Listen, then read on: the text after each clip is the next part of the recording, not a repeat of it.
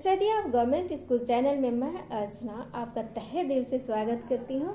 और आज हमने क्लास 10 की इतिहास की किताब ली है, विषय को चुना है और प्रथम अध्याय है यूरोप में राष्ट्रवाद।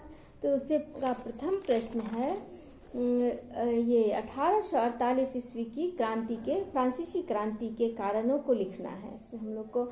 तो प्रश्न का प्रारूप जो है इस प्रकार से आपका तैयार हो सकता है, जैसे कि 1848 की फ्रांसीसी क्रांति के कारण क्या थे, और अथवा यूरोप के इतिहास में 1848 ईस्वी का वर्ष क्रांतिकारियों का वर्ष था।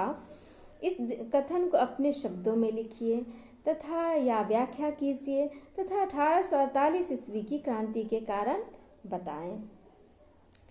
अथवा प्रश्न इस प्रकार से भी हो सकता है, 1848 ईस्वी की क्रांति के क्या कारण थे, अथवा 1848 ईस्वी की क्रांति पर आप एक अपने शब्दों में निबंध लिखें। तो प्रश्न इस प्रकार से भी तैयार किए जा सकते हैं। तो हम आगे बढ़ते हैं उत्तर की ओर। तो 1848 ईस्वी के क्रांति के कारण, प्रथम कारण था 1830 से 1848 ईस्वी के बीच हुए आर्थिक परिवर्तन या बदलाव। द्वितीय है बुद्धिजीवी और श्रमिकों की शक्तियों में बढ़ोतरी, अर्थात उनका शक्तिशाली होना। तीसरा है समाजवाद का प्रसार। 4 नंबर पर है गीजों की विभिन्न शोषणपूर्ण नीतियां। 5 नंबर पर है गौरवशाली विदेश नीति का परित्याग किया जाना। लुई फिलिप की शोषित दुर्बल कमजोर नीतियां। 7 नंबर पर है शासन पर मध्यम वर्ग का प्रभाव। 1848 ईस्वी के बीच हुई आर्थिक परिवर्तन या बदलाव। इस काल में औद्योगिकरण काफी तीव्रता के साथ वृद्धि कर रही थी। विस्तृत एवं समृद्ध यातायात के साधनों संसाधनों ने इसमें अपना महत्वपूर्ण योगदान दिया था। यह बृहद पैमाने पर औद्योगिक उत्पादन को बढ़ावा दे रही थी। अंतर्राष्ट्रीय व्यापार ने पूंजीवादी व्यवस्था को जन्म देकर पालन पोषण का कार्य भी प्रारंभ कर दिया था और कार्य कर रही थी। मजदूरों की संख्या बढ़ने से श्रम की अधिकता हो रही थी। मजदूरों की जरूरतें एवं समस्याएं बढ़ती जा रही थी। 1838 से 1839 ईस्वी तथा 1846 से 1847 ईस्वी में यूरोप में आर्थिक संकट बढ़ रही थी। मूल्यों की बढ़ोतरी बड़ी तेजी गति से हो रही थी। परिणामतः जनता को भी विभिन्न परेशानियां झेलनी पड़ रही थी। जनता स्वयं को बड़ा ही संकट और कष्ट में महसूस कर रही थी। तीसरा है बुद्धिजीवी। तीसरा कारण है फ्रांसीसी क्रांति का तीसरा कारण बुद्धिजीवी और श्रमिकों का शक्तिशाली बनना। औद्योगिकरण ने यूरोपीय समाज को बहुत ही सुरक्षा प्रदान किया। समाज के बुद्धिजीवी एवं श्रमिक वर्ग को विकास प्रदान किया। ये वर्ग आर्थिक रूप से स्वयं को सुरक्षित संरक्षित अनुभव करने लगी। वही शिक्षित एवं बुद्धिजीवी श्रेणी के लोग आत्मशक्ति आत्मबल को केंद्रित किए जा रहे थे, आत्मबल को साथ करते जा रहे थे, प्राप्त करते जा रहे थे। शोषण के कारण लोगों के अंदर सामाजिक तथा आर्थिक असंतोष क्षोभ की भावना तेजी से बढ़ने लगी। उसी के कारण परिणाम स्वरूप 1848 ईस्वी की क्रांति का विस्फोट हुआ। अब तीसरी नंबर पर जो कारण है उसे देखते हैं। तो समाजवाद का प्रसार का होना है। समाजवाद का व्यापक रूप से प्रसार का होना भी क्रांति का प्रमुख कारण था।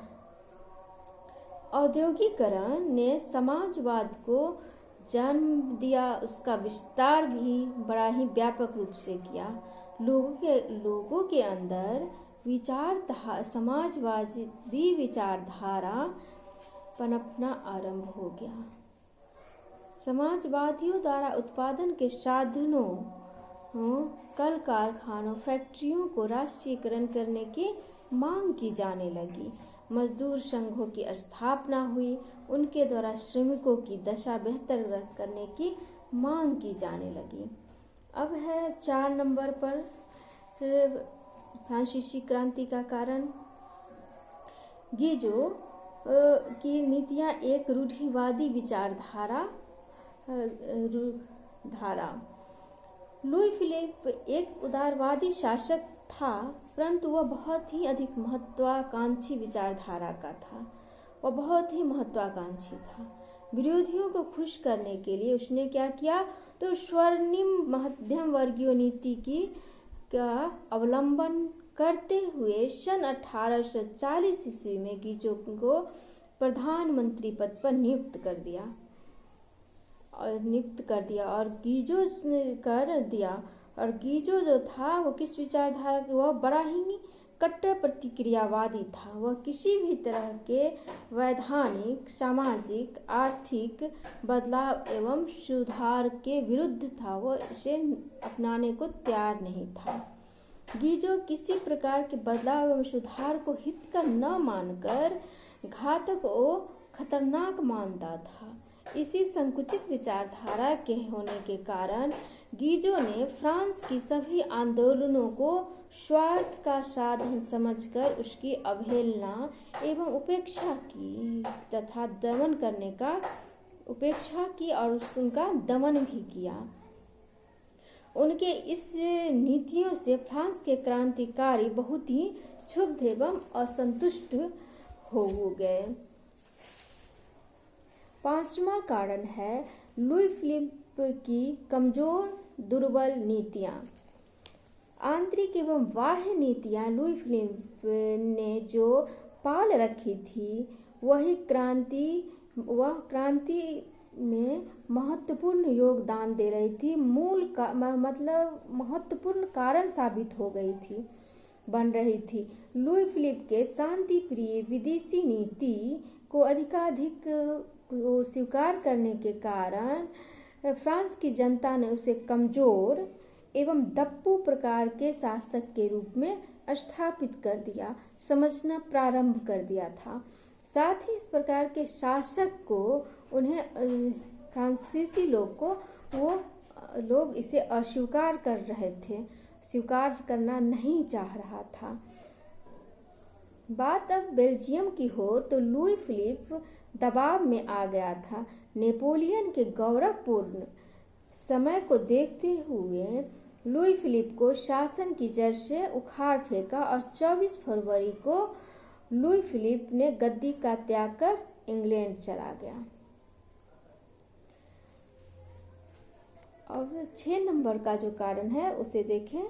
शासन पर मध्यम वर्ग का प्रभाव।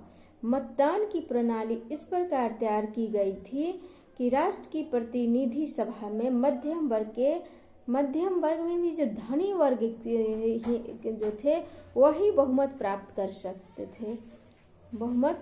सकते थे। परिणामतः मध्यम वर्गीयों का समर्थन का जो विडंबना पाल रखा था लुई फिलिप, वो भी उसका खत्म हो गया। ये भावना भी उसका नष्ट हो गया। उसका जो मन में था कि मध्यम वर्गीय हमें समर्थन करते हैं, वो भी उसका टूट गया। बहुमत मध्यम वर्ग के धनी वर्ग ही बहुमत प्राप्त कर सकते थे, तब इसके कारण भी परिणाम स्वरूप क्रांति हुई। अब है 7 नंबर की गौरवपूर्ण विदेश नीतियों की अवहेलना। लुई फिलिप की शांति की नीति, विदेश नीति एवं तुष्टीकरण फ्रांसीसियों को कतई पसंद नहीं थी। फ्रांसीसी लोग उनकी इस नीति को बिल्कुल ही पसंद नहीं कर रहे थे। फ्रांसीसी क्रांतिकारी अन्य देशों की क्रांतिकारियों को विभिन्न प्रकार से सहायता पहुंचाने की भावना रखते थे, वह सहायता पहुंचाना चाहते थे, परंतु लुई फिलिप अन्य देशों की क्रांति की बड़ा ही उपेक्षा करता था, उसकी वो अवहेलना करता था, उसकी कोई भी बातों को ध्यान ही नहीं देता था।